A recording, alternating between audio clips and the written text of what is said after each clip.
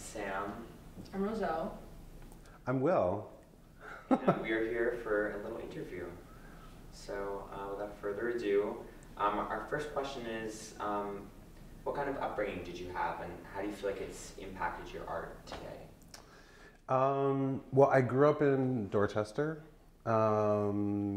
between Codman Square and Fields Corner in Dorchester. My stop on the Red Line was the Shawmut stop, if you know the Red Line.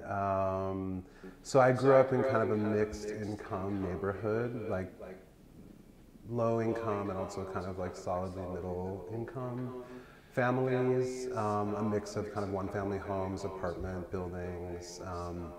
And so it was a very economically diverse upbringing, which also means that it was a very kind of socially diverse upbringing. The street that I lived on was very racially, ethnically diverse as well. We are an interracial family, so there was a lot of kind of diversity very present at my fingertips for my whole upbringing. My parents were big on education and the arts. My mom studied visual art. My dad's not a performer or an artist at all, but let it all happen. So I was in a lot of community theater groups, the Boys and Girls Club in Dorchester, the YMCA, the Sportsman's Tennis Club, like a lot of, even through sports and art, kind of constantly doing kind of social group activities. My parents just had to get us out of the house because we had a lot of energy. But art was always a primary focus for them and became really important for me and my two sisters. And then early on I kind of started with dance. When I was like 6 or 7, I was like, Mom, I want to dance. And so she threw me in the Boston Ballet, and I quit like 2 years later because I wanted to be a choreographer.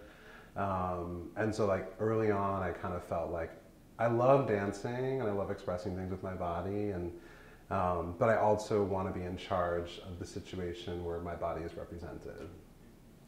Yeah, that's a start. Cool.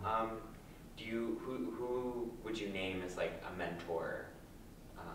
At that time, kind of when I was younger, there was a teacher, Virginia Magbuo, who also happened to be one of my neighbors in Dorchester, who was teaching art there, and she was very emphatic about exploring different materials, paint and oil bars and chalk and pencil, and just kind of getting us up to our elbows in different media. We did construction paper projects, design projects, dioramas, and so it was the beginning of kind of having a big vocabulary and kind of beginning to have literacy in different art forms. The final question is, what advice would you have for young artists who are dabbling with different mediums, dabbling with performance art writing, or all of the above? So I would say take your time, and I mean that both in the mini version of like what's happening in May, or if you have a project in May, but over the long term, like give yourself time, because I think that's one of the things that we're being told constantly that we don't have enough of. And I think it changes the way we think and the way we create. Absolutely, thank you. So now brief 3-question lightning round. So if you had to pick one place in the world that you have yet to travel to, what would it be? Ooh, Bahia, Brazil. Bahia, Brazil. Should I say it loud like that too? Yeah. Okay. Okay, favorite genre of music? Ooh, I would say like computer bleep, bloop, bleep, bleep, bleep from the year 2000. Yes. Y2K. I love that. Oval is what I would say. And 2 of your biggest inspirations/influences, because I didn't want you to just pick one. Oh my God. Ooh, God, Nina Simone and,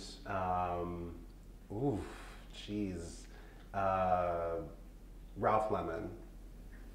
Thank you. All right, Yeah. and with that concludes our interview. Thank you so much. Yeah, thanks for having me.